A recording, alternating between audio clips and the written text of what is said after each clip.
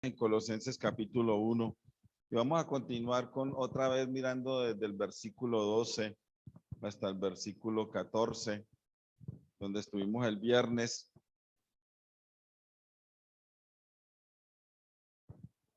Yo estaba un poquito preocupado porque el hermano, que ya no lo veo, ya lo vi.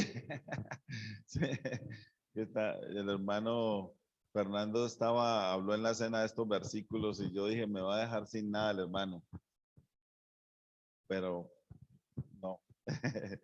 Los versículos son maravillosos.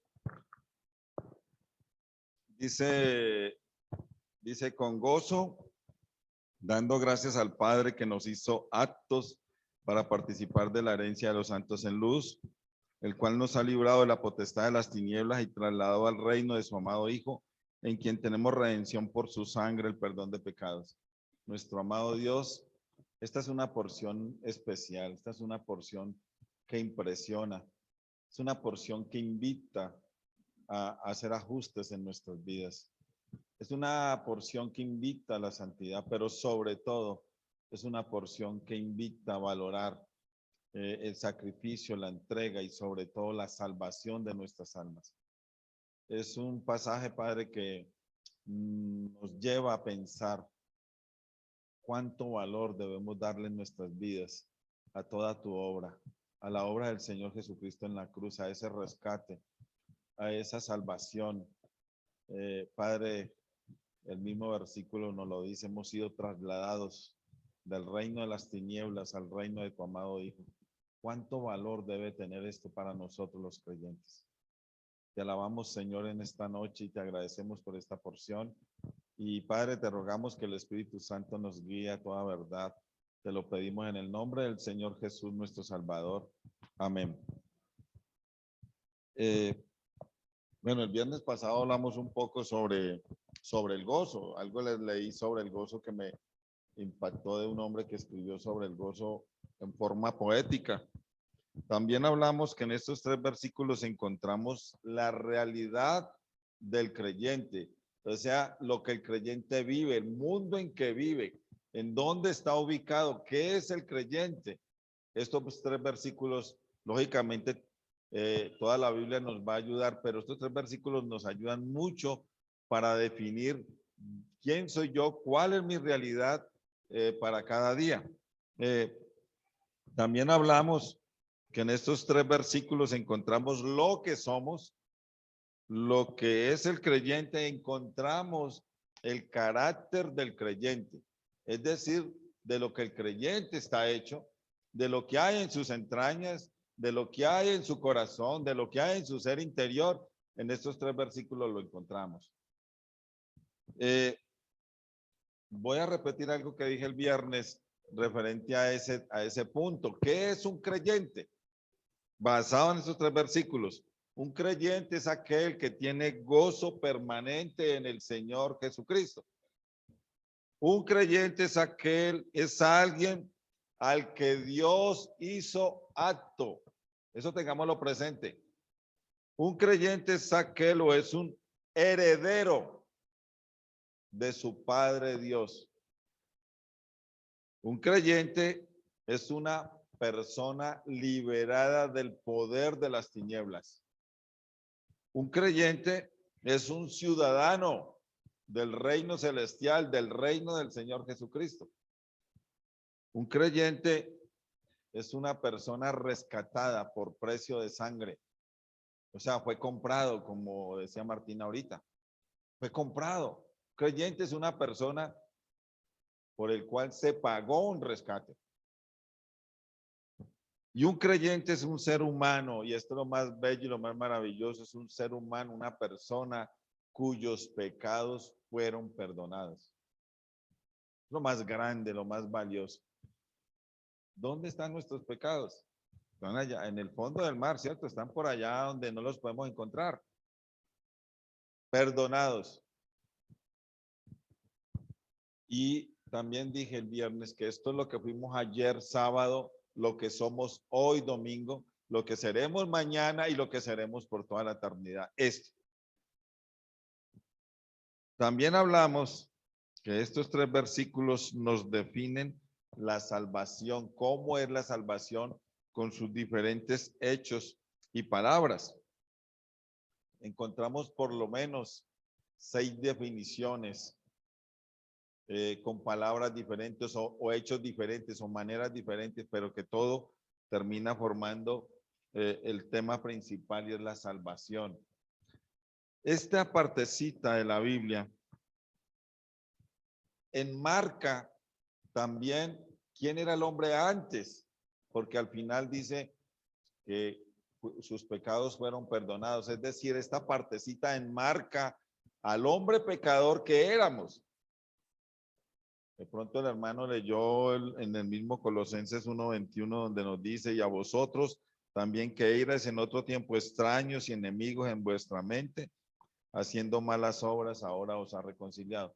Entonces este pedazo de estos 3 versículos enmarcan nuestro pasado como pecadores, pero también enmarcan el sacrificio del Señor Jesucristo a plenitud de una manera grandiosa, de una manera impresionante, que nosotros no tenemos excusa para no apreciar la salvación del Señor. Estos 3 versículos enmarcan eso. Pero estos 3 versículos también enmarcan la más grande declaración de amor hecha por Dios hacia los pecadores. Estos 3 versículos enmarcan eso. La más grande declaración de amor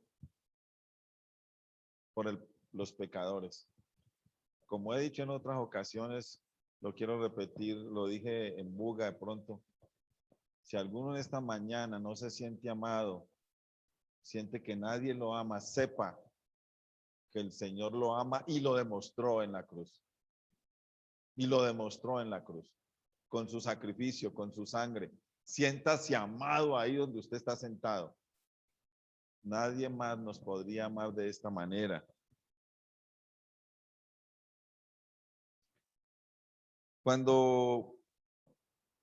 Bueno, llegamos también el viernes a una grandiosa conclusión. Y es que cuán grande tesoro es nuestra salvación recibida de parte de Dios a través del sacrificio del Señor Jesucristo. Todos quisiéramos, o todos los hombres de pronto persiguen encontrarse un tesoro. Pero a nosotros los creyentes se nos fue concedido el más grande tesoro. De pronto también hermano Martín nos tocaba el punto allá en Primera de Pedro, ¿cierto? Más precioso que el oro y que la plata.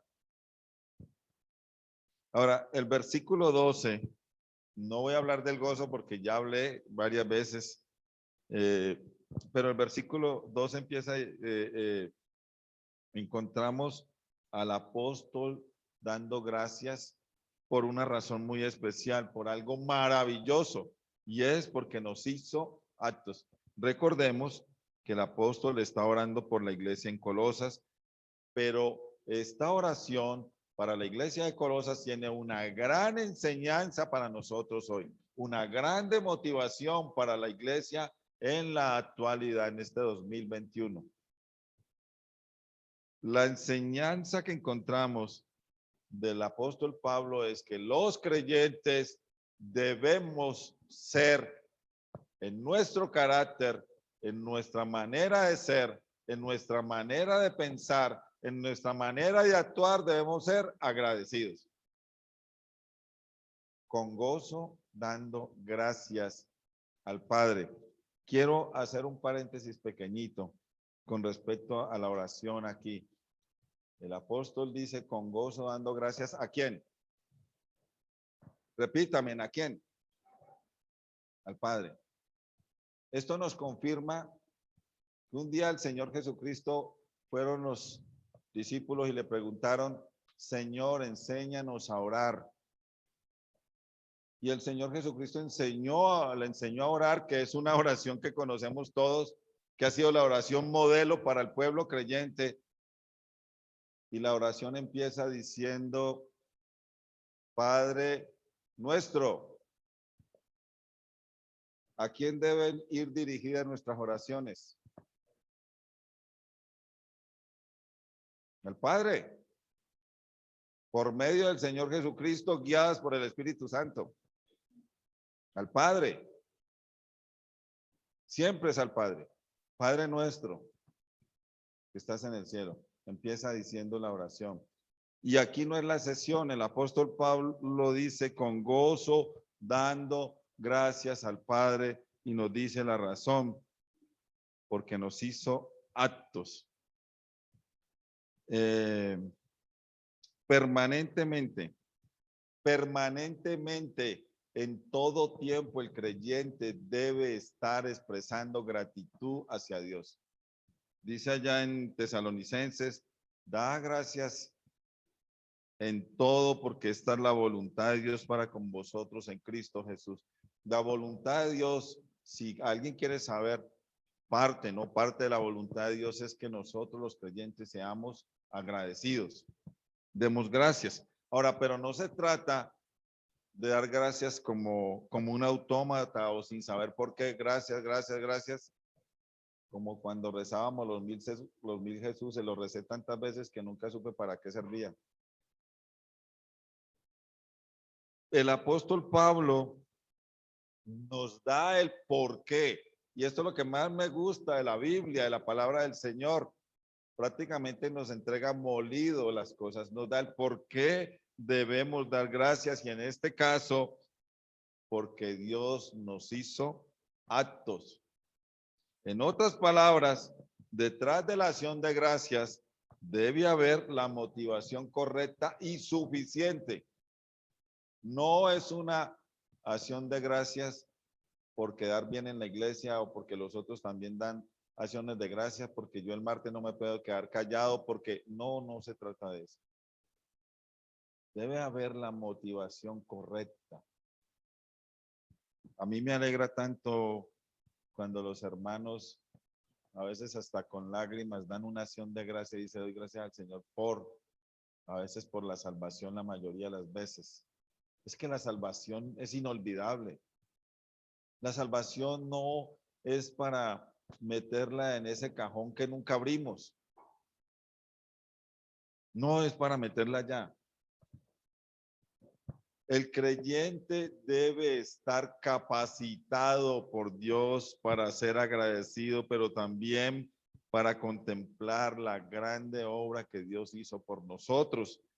Y en este punto especial, el creyente da gracias a Dios porque entiende el valor, entiende el regalo que es que Dios nos haya hecho aptos. En este punto, dar gracias es dimensionar todo el tiempo la salvación que nuestro Dios nos ha dado. Es darle el valor que se merece, el valor que se debe a esa salvación. No sería bueno, sería malo a un creyente que no dé gracias por su salvación, que no esté agradecido por su salvación, que se le olvide que es un hombre de Dios, que se le olvide que es una mujer de Dios, que se le olvide que ha sido rescatado, que ha sido salvado, que cuando muera va a ir a la presencia del Señor. No puede ser, ¿cierto? No puede ser. Nosotros, los creyentes, debemos ser conscientes todo el tiempo de nuestra gran salvación. Debemos mostrar que la salvación de nuestras almas es el más grande tesoro recibido de Dios sin nosotros merecerlo. ¿Qué tesoro nos ha dado el Señor, cierto? Vamos a mirar un ejemplo rápidamente. Miremos en Lucas capítulo 17. Vamos a leer desde el versículo 11 unos 5 versículos rápidamente para mirar algo.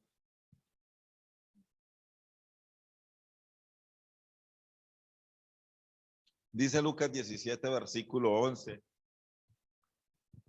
Yendo Jesús a Jerusalén, pasaba entre Samaria y Galilea, y al entrar en una aldea le salieron al encuentro 10 hombres leprosos, los cuales se pararon de lejos y alzaron la voz diciendo: Jesús, Maestro, ten misericordia de nosotros. Conocían a Jesús, sabían que Jesús, quién era Jesús y qué podía hacer por ellos. Cuando él los vio, les dijo, id, mostraos a los sacerdotes, y aconteció que mientras iban, fueron limpiados. Entonces, uno de ellos, viendo que había sido sanado, volvió de una manera impresionante, glorificando a Dios a los gritos, a gran voz.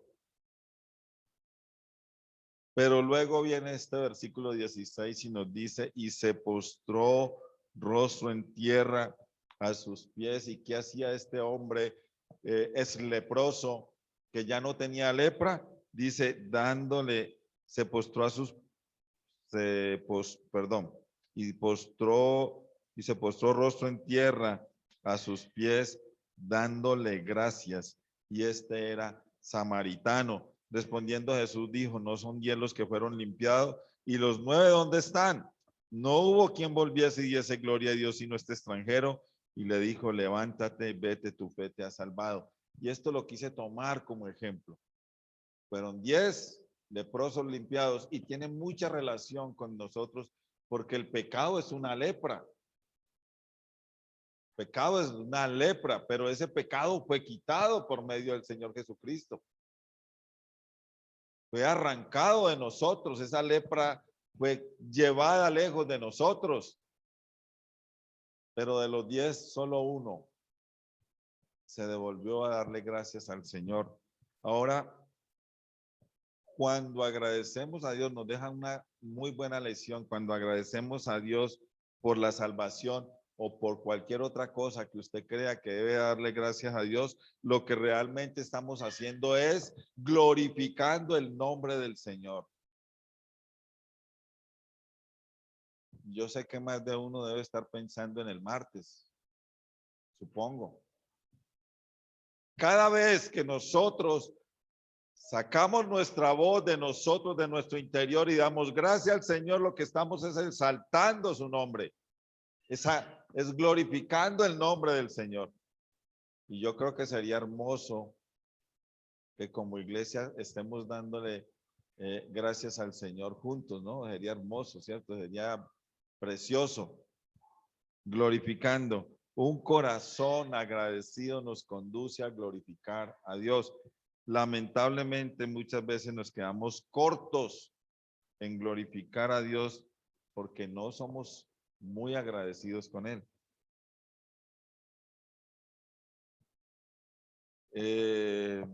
Como dije ahora, en el versículo 12, la acción de gracias debe tener un porqué.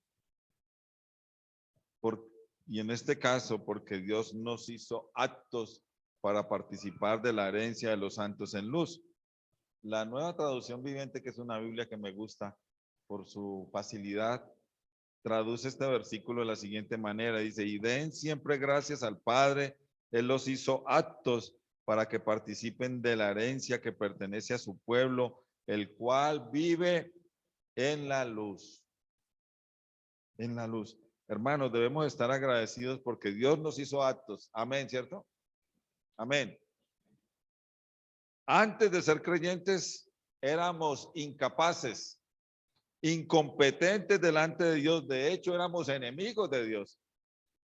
Nos hizo aptos, es decir, nos muestra que Dios nos hizo capaces, nos hizo competentes para poder participar de su herencia. Nosotros no éramos competentes para recibir o para ser herederos de Dios. Entonces Dios hace un trabajo especial y es que nos vuelve competentes, es decir, nos hizo aptos para poder participar. Si no, y yo creo que cada uno puede reconocer ahí sentado que antes de conocer a Cristo era totalmente incompetente para seguir a Cristo, para creer en Él. Dios nos hace competentes, Dios nos capacita para un grande propósito, ser sus herederos. ¿No les parece maravilloso, hermanos? Para ser sus herederos especiales. Todo aquel ser humano que vaya a Cristo y se arrepienta de sus pecados y ponga su fe en Él, pasa de incompetente, de incapaz, a heredero de Dios. Increíble, ¿cierto? Eso es increíble. Increíble eso. Los seres humanos estamos solamente calificados para recibir la ira divina, pero en Cristo Jesús Dios nos califica para ser sus herederos. Para ser sus herederos. Ahora, ¿cómo describe Pedro cómo es esa herencia de Dios? Vamos a Pedro rápidamente. Primera de Pedro, capítulo 1, lo conocemos casi de memoria, pero leámoslo.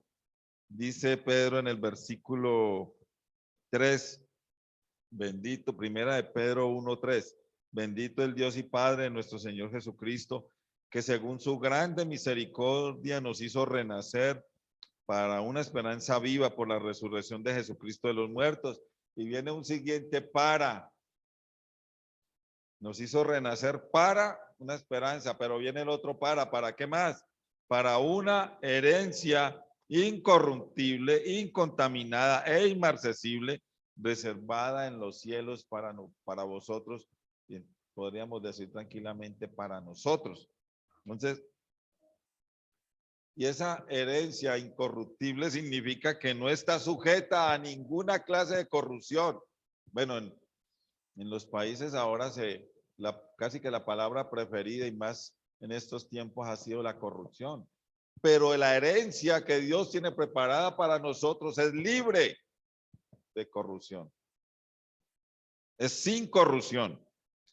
Incontaminada nos describe algo que no ha sido contaminado por el mal o algo que no ha sido manchado por el mal. No tiene contaminación esa herencia es especial. Luego nos dice inmarcesible, es una palabra que encontramos en nuestro himno, ¿cierto? Y esta palabra significa inmarchitable y siempre nos lleva a pensar en esa mata o en esa flor que se arranca y se marchita y a veces está en su mata, pero también se marchita. Pues esta herencia es inmarchitable, es decir, no se desvanece, permanece para siempre. Esta es una herencia especial. Ahora, esta expresión al final en luz me encanta. Es muy importante porque nos reafirma lo que estamos hablando de lo que es la herencia. En luz nos hace pensar en la pureza divina, libre del mal. Recordemos que la Biblia, cuando habla de luz, en muchos momentos nos habla del Señor Jesucristo, pero en otros momentos nos habla de la vida santa y siempre va a significar pureza en la Biblia. En luz nos describe que nuestra herencia es pura, santa, perfecta, porque viene de Dios que nos hizo actos para participar de su herencia. Vamos otra vez a Colosenses y vamos a mirar el versículo 13. Recordemos que el apóstol Pablo está dando gracias por los colosenses y les está, pero más que dar gracias aquí es una enseñanza o la manera o la razón por la cual el creyente permanentemente debe dar gracias. Esto es una enseñanza especial para la iglesia. El versículo 13 dice, el cual nos ha librado de la potestad de las tinieblas y trasladado al reino de su amado Hijo. Yo hice una pregunta el viernes y pregunté que yo cuando pasaba por este pasaje siempre me recordaba una persona. ¿Ustedes recuerdan quién es esa persona? Hermano Alonso yo diría que nos ha restregado este pasaje hasta la saciedad en la cena. Este pasaje ha sido, yo paso por aquí por este pasaje y a mi mente viene el hermano. Pero también pensé que hay un montón de personas que cuando vamos a hablar de gozo, como empieza diciendo el versículo 12, con gozo, vienen a mi mente un montón de personas que se les nota el gozo por el Señor. Se les nota la alegría a pesar de la adversidad. por las cosas del Señor. El versículo 13, yo diría que es uno de los versículos más grandiosos, más claros en cuanto a la descripción de nuestra salvación en Cristo Jesús. Yo diría que es de los más completos, de lo más grande que se podía haber escrito. Si hay algo por que un creyente debe dar gracias son por los hechos que se nombran en este versículo que nos habla claramente de la salvación. Tiene este versículo 13 palabras claves que ellas se van uniendo en un perfecto concepto de la obra del Señor Jesucristo. Dice, Dios nos ha librado, el cual nos ha librado. Dice, está empezando el versículo, y ese librar significa casi que literalmente traer cerca, rescatar, liberar. Y hace una perfecta referencia a cómo Dios nos ha librado del reino o de las garras de Satanás o de las garras del pecado. Dios nos ha librado, y esto es una maravilla, de la potestad de las tinieblas. Y pensé mucho en un versículo para pensar en esto del poder de las tinieblas, porque la potestad traduce eso, ¿cierto? Poder. Solo lo leo yo para que no nos desviemos mucho. Pensé mucho, no lo anoté en mis notas, pero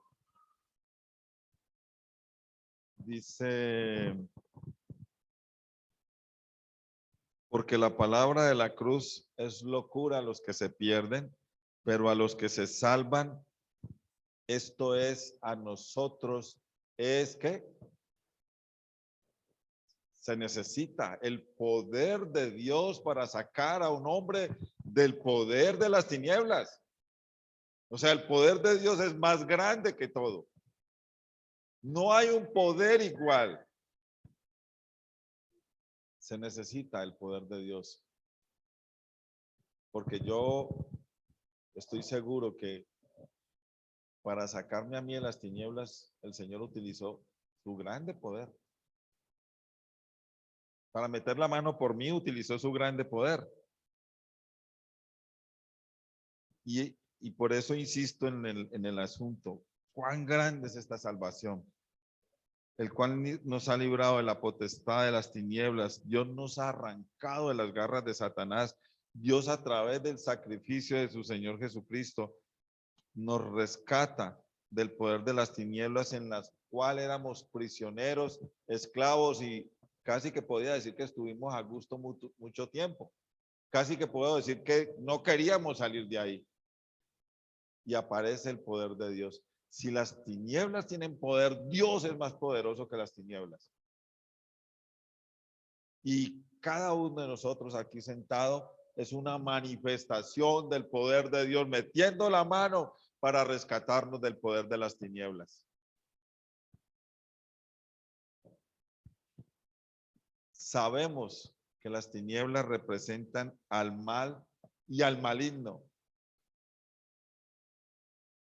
Pues Dios nos liberta de estas poderosas tinieblas, pero además nos traslada al reino de su amado Hijo. ¿Qué razón más poderosa para seguir dando gracias a Dios en esta mañana, hermanos?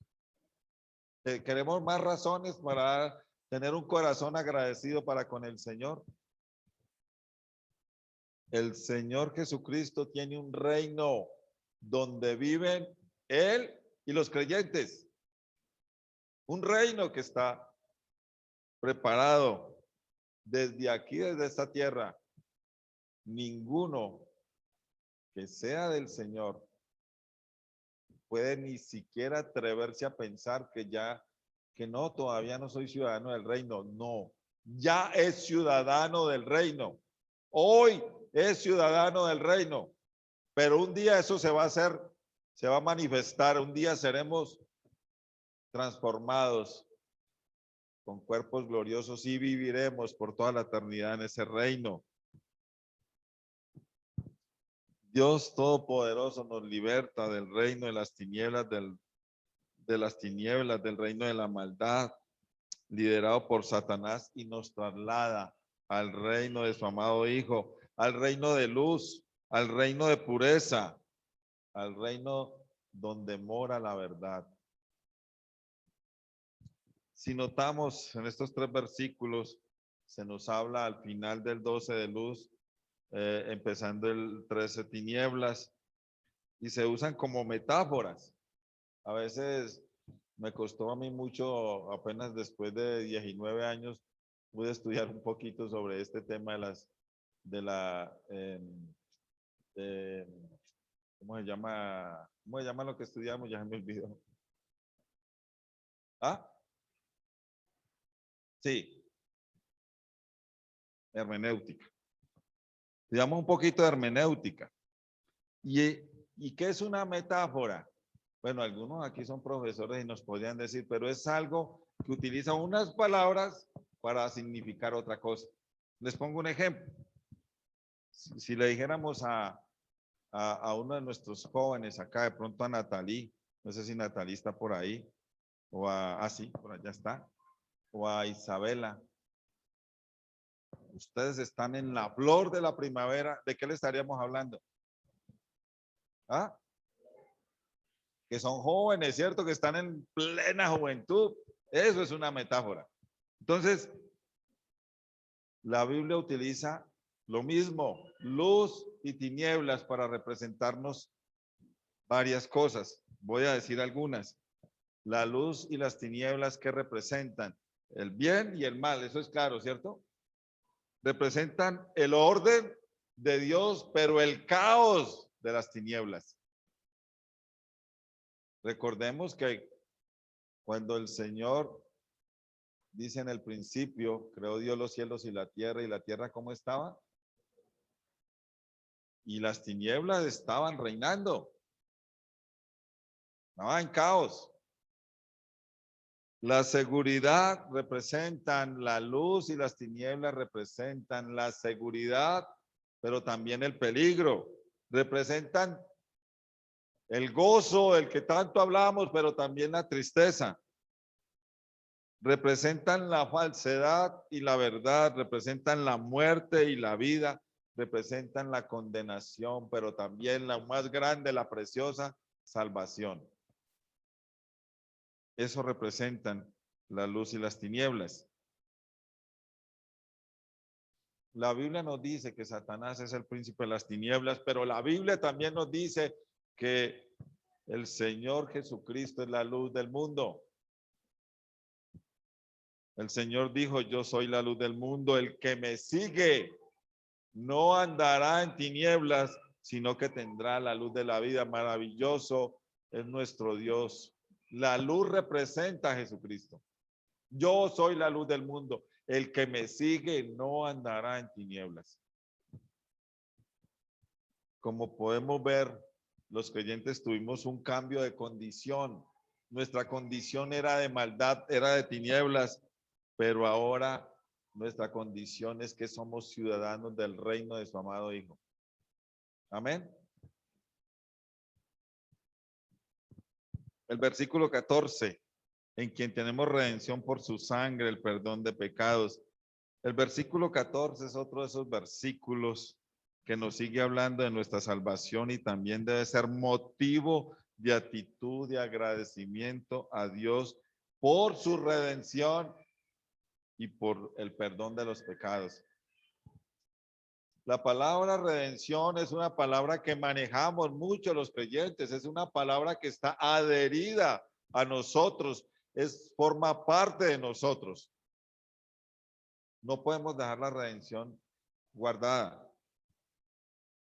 La redención nos habla de libertar con el pago de un rescate, o en otras palabras, es libertar al cautivo pagando un precio.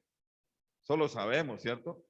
Esta redención nos habla claramente cómo el Señor Jesucristo rescata a los pecadores que creen en Él de la esclavitud del pecado. La redención nos lleva a pensar en ese rescate que hace el Señor Jesucristo.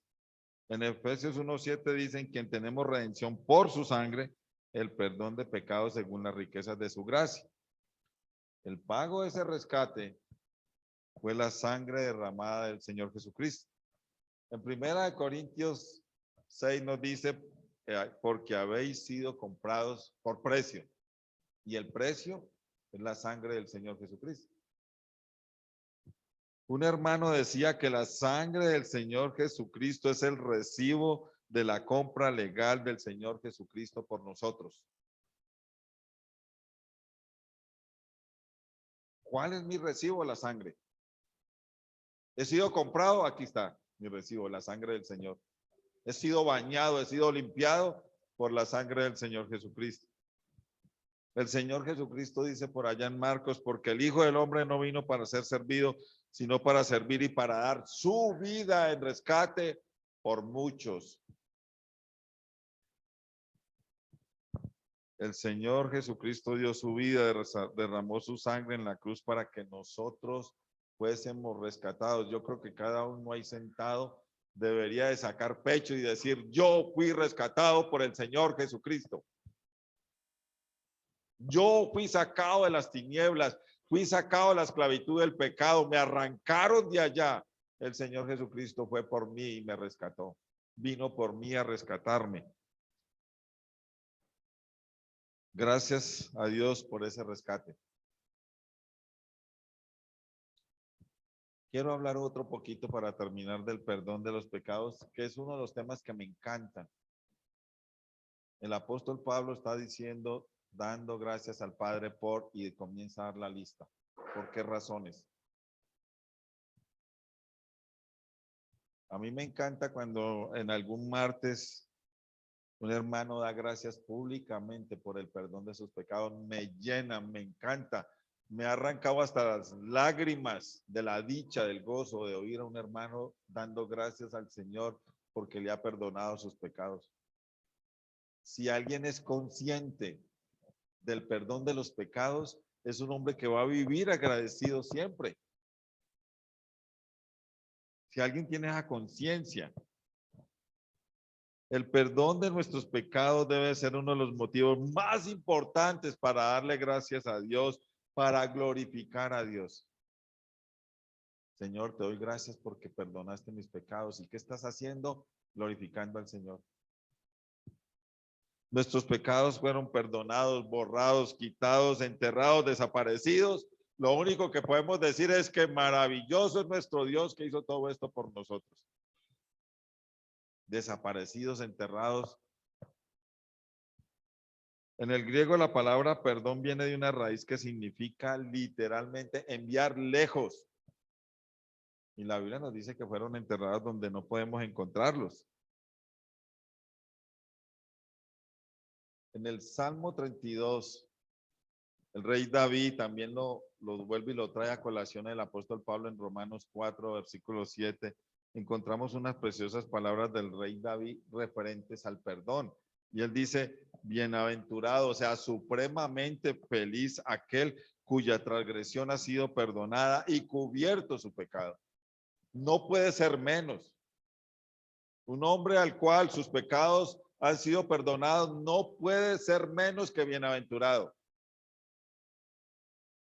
Debe haber una dicha, un gozo por nuestros pecados perdonados. El perdón de nuestros pecados por parte de Dios debe ser motivo de gozo, debe ser motivo de un súper agradecimiento a Dios, pero también debe ser motivo de una vida santa delante del Señor. No hay pecados, fueron perdonados, fueron echados lejos. Eso es un tremendo punto de partida para una vida santa delante del Señor. Conclusiones rápidamente. Estos versículos nos narran hechos que componen nuestra salvación. Estos versículos nos permiten ver la salvación en pleno, el sacrificio del Señor Jesucristo en pleno. Estos versículos nos hacen una gran invitación a ser muy agradecidos con Dios por su salvación. Nos hacen una invitación especial a no tener en poco la salvación. Si la tenemos en poco, no hay agradecimiento y Dios no es glorificado. Estos versículos nos invitan a valorar grandemente, supremamente, de la manera más impresionante, la obra redentora del Señor Jesucristo en la cruz.